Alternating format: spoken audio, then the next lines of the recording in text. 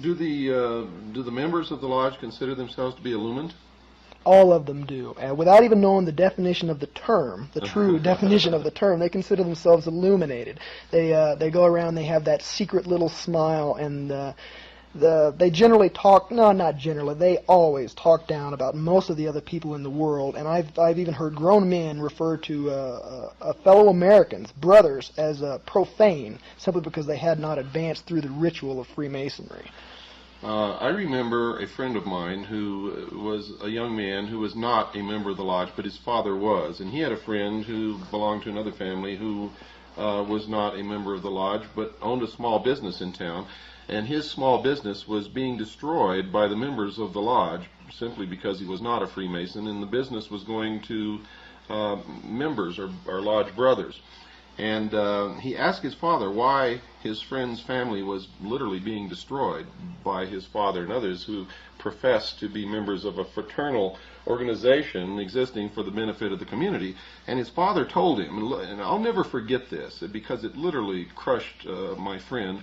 His father told him this, quote, "If you are not one of us, you are nothing," unquote. Is this generally true? Is this the way Freemasons generally think about people who do not belong to their organization? I have personally seen Masonry interfere with family ties before, and yes, this is just how they look at the world. They consider the world to be profane, unilluminated, and this just goes hand in hand with the general attitude that is conveyed by all Masons, that they are on their road to their own form of godhood, and this manifests itself in severe racism. For all the people out there that may not be too familiar with Masons or Masonry, and this especially goes for members of minority groups who have often and usually continue to be excluded from Masonry, and especially for women, I'm here to tell you that you are not welcome in the lodge. You never will be, and you never have been welcome to the lodge. This especially goes for blacks, in spite of the Prince Hall Masonry, which is the biggest joke and the biggest scam and the biggest insult to any single race I've ever seen,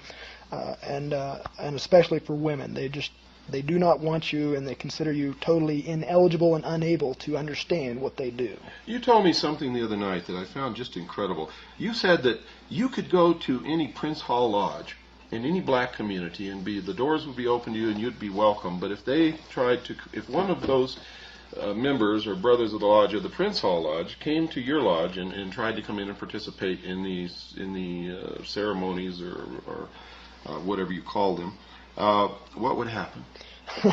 It wouldn't happen. It just simply wouldn't happen. I, as a Caucasian Freemasonry, can visit any Prince Hall Lodge in the country and, as far as I know, in the world. I can also visit any lodge, period, across the world. I've been told through my initiation that I am welcome in any lodge, but this just does not apply to blacks, no matter that. Even if the ritual that they go through, and I do not know this for certain, but I know it's similar, but even if the ritual were exact, even if the same form of quote-unquote illumination that they underwent was exact, they could not ever, and I sit in a lodge with Caucasian Freemasons. I've never seen a black Freemason sit in a lodge among Caucasians, and I don't think I will. Equal opportunity and affirmative action laws are just completely ignored and considered frivolous and a joke by all Freemasons. So the New World Order that they're bringing into being is going to be racist? Entirely. It has an Aryan background, and that is where it comes from.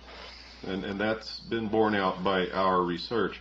Why then would the black community form their own lodges and support the bringing about of a New World Order that is going to relegate them back into slavery? And I might add, along with the rest of us who don't belong to this religion, and it is a religion, why would they participate in something like that?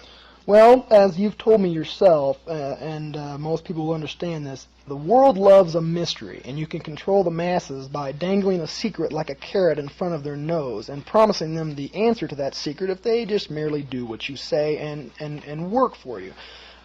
This, together with man's own entirely fallible human nature and the selfishness of man and the ego of man, they want to be something. They want to be better than the people around them that they see. And since they have been told straight out that they can never advance to the ranks of Caucasian Freemasons, they have settled for just being better than their own people and excluding other blacks from joining their own lodge. So one of the holes that Freemasonry has over people is that ordinary people, whether they be black, white, Oriental, Hispanic, doesn't matter, they want to be part of the elect. Is that true? Exactly. They want to join the elite. They'd like to look down on their fellow man.